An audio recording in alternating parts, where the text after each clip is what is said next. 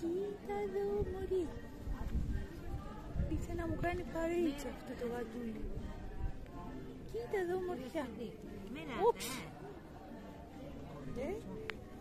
Το πλάκης.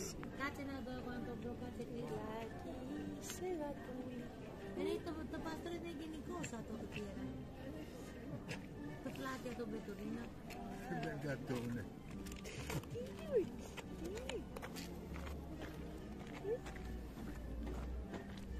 Απολαμβάνεις τα χαδάκια. Τα πίτσα που τρέχει.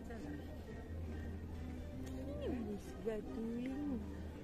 Ομορφό μου, καλό μου γατάκι είσαι. Εντάξει. Αυτές είναι. Ανύπτες παρέες. Εκεί που δεν το περιμένεις, εκεί και ένα όμορφο γατούλι. Καλύτερη παρέα.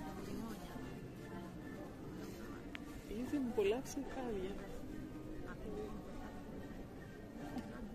Ήρθε να απολαύσει χάρια. Εδώ κάτω από την Ακρόπολη.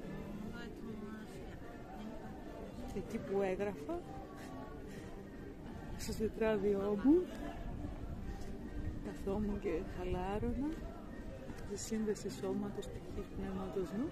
Ήρθε αυτός εδώ ο φίλος εδώ μου κάνει παρέα.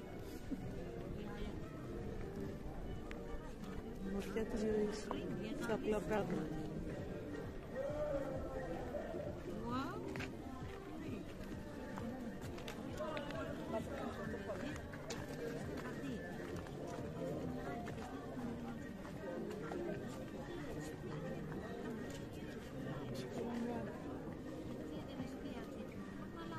Βλέπεις τη μωρίτσα σου μέσα.